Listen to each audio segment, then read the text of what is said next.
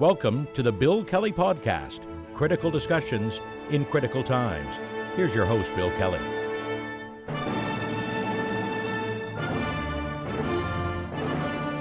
Hey, welcome to the program. This is the Bill Kelly Podcast, critical discussions in these very critical times. I'm your host, Bill Kelly. Good to have you with us today. Well, the guy I want to talk about today is a name maybe not familiar to most of us, but soon will be, I think. His name is Pete Hoekstra, and he is the newly appointed American ambassador to Canada. When a new administration comes in south of the border, of course, they bring their own people in. Joe Biden was a Democrat. He had his own ambassador here. Well, that guy got recalled. He's gone now. A Republican. Well, it's not even a Republican. Trump's not a Republican. He's a MAGA guy. But anyway, Pete Hoekstra is his choice to be the ambassador. So he'll be plopped up here in Ottawa. He had his first official interview as the American ambassador to the Canadian government with Politico a couple of days ago. And some of the things this guy said really get under my skin. And I want to talk to you about this and give you some sense of just where this guy's coming from. And I get this, by the way, right off the bat, that, yeah, when you're the ambassador appointed by the president, or in our case, the prime minister to a different land, it's your job to represent our government to that government. I understand that. But clearly, Pete Hoekstra is going to be another little marionette on the strings to the ravings of the orange guy in the White House. And that's somewhat problematic. You'd like to think that a guy like Hoekstra, especially given his background, he's from Michigan. He was a member of the Congress from the state of Michigan, which is a border state, which has had trade relationships with Canada for many, many years. You thought, oh, well, maybe this guy can give a different perspective. Maybe this guy can enlighten the Trump administration and the White House that there is a strong relationship between Canada and the U.S. and an relationship between trade between these two countries, especially between the province of Ontario and the state of Michigan. Well, no, not happening. Hoekstra apparently is just going to be a mouthpiece for the same Trump policies that's going on. And during this interview, a couple of things he said just jumped out at me. And I thought, where have you been? First of all, he said with mocked outrage, or maybe sincere outrage, it's hard to tell, that he was shocked. He said it's an insult. That the Canadian government has actually imposed sanctions on some American products, that they've decided to ban certain products from different American industries onto Canadian shelves. And we've talked about this, the Jack Daniels and the sour mash whiskeys and so many other different things. As a matter of fact, the province of Ontario especially has banned liquor, wine, beer, all that sort of thing, American stuff. And you've seen that on the shelves of the Liquor Control Board here. There are no American products anymore. A lot of establishments, restaurants and others, are not selling nor serving American products. And Hoekstra, Ambassador Hoekstra, says that that's an insult, and says that his quote here I found interesting. He says, "We have never done anything like that to Canada. You've stabbed us in the back, Ambassador, at least your boss has anyway." I mean, what happens here, and what the Canadian government and the provincial governments in Ontario and BC and so many other different provinces have done right now, is respond to what Trump has done. Do you get it? This was not a unilateral decision. This is a response to the Trump administration basically instilling not just prohibitive, but crippling tariffs on Canadian industry that have had significant impacts, devastating impacts on the steel industry, on the aluminum industry, on the lumber industry, so many others. Canola, of course, out west is another element, and also a blatant attempt to try to not just circumvent, but almost bury the Canadian auto industry. What do you think, Ambassador Hoekstra? What do you think we're going to do? Sit back and say, oh, that's a damn shame, but that's your policy. I guess we're just going to have to live with it. No, we're not going to do that. Of course we're going to respond. And this is the way that governments respond. And make no mistake about it, the response that the Canadian government and the Ontario government and so many others have done right now is a response to the American government's actions. Period. End of sentence. Okay? If Trump hadn't decided to renege on his very own commitments to the previous NAFTA free trade deal and to CUMSA, or whatever they want to call it down there, none of this would have happened. He signed a deal. He decided, I'm not going to live up to the terms of this. I'm going to break my own word. I made a commitment and a promise. I don't want to do it anymore. Well, how do you deal with a guy like that? Of course you have to respond in kind, which is what the Canadian government and Ontario governments and others are doing right now. So get over it, Ambassador Hoekstra, and don't pretend you're that, I hope not that naive anyway. You know darn well what's going on right now.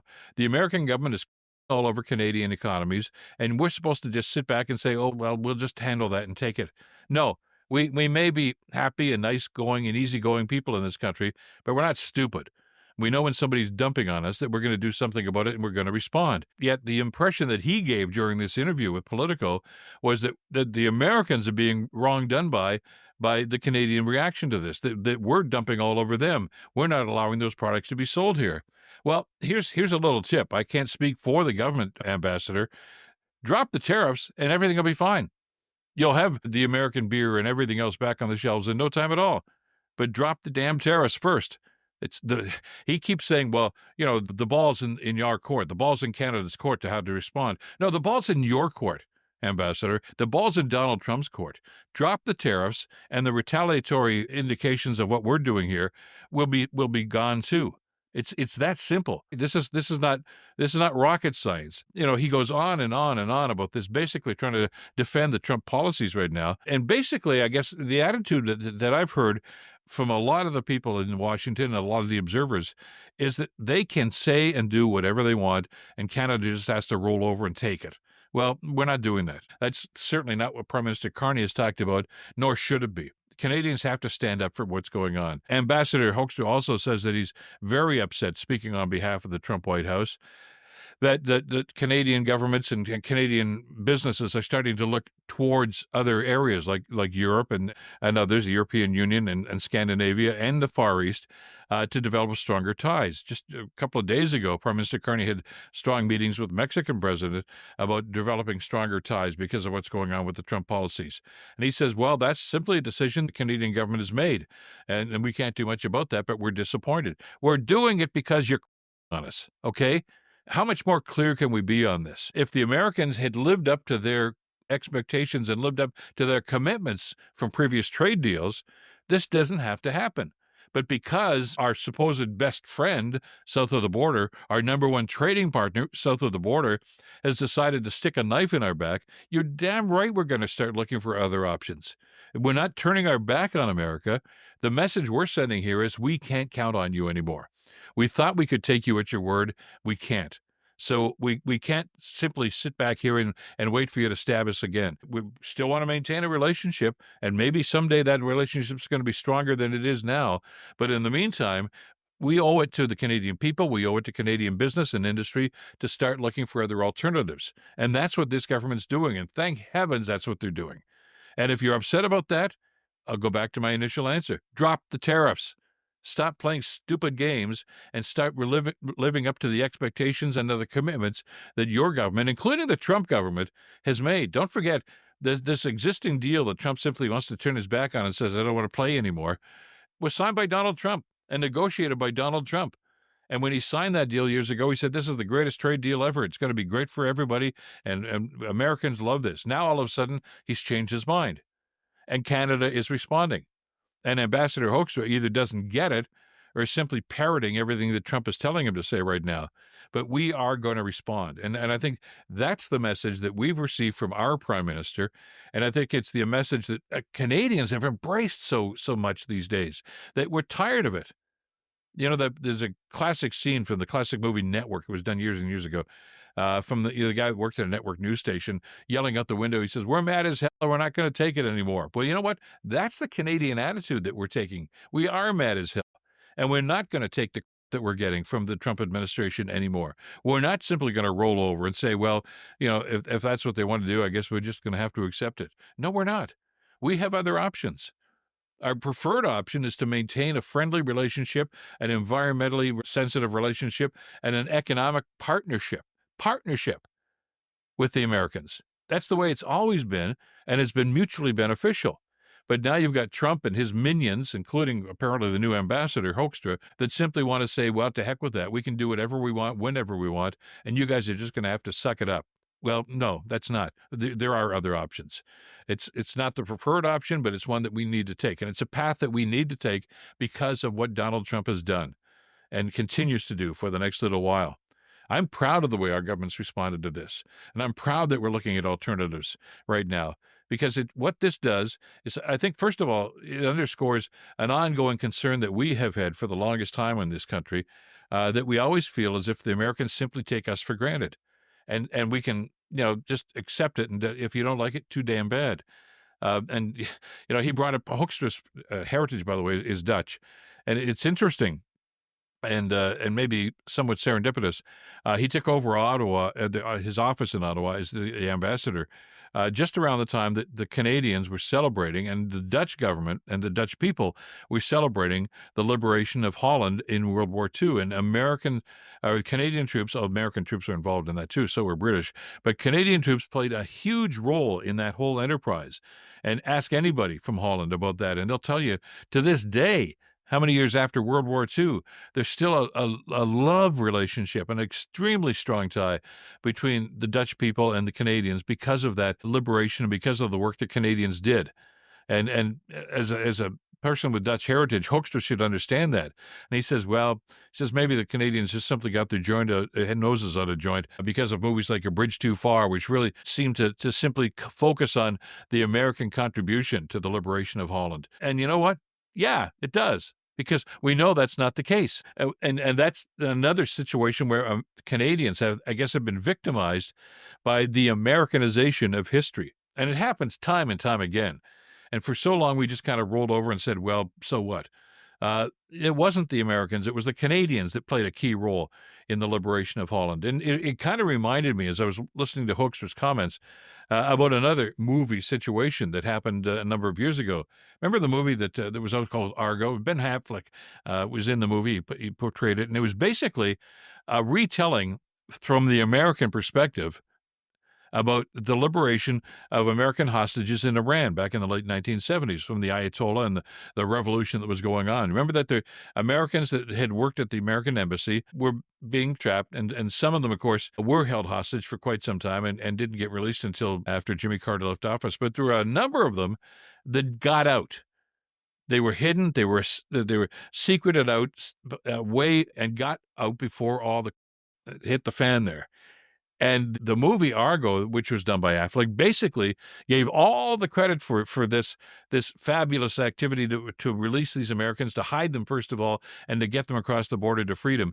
They said it was all done by an American group that were basically preparing themselves as a film crew that were there. And it was all there. God bless America, they did it all. Well, that's baloney.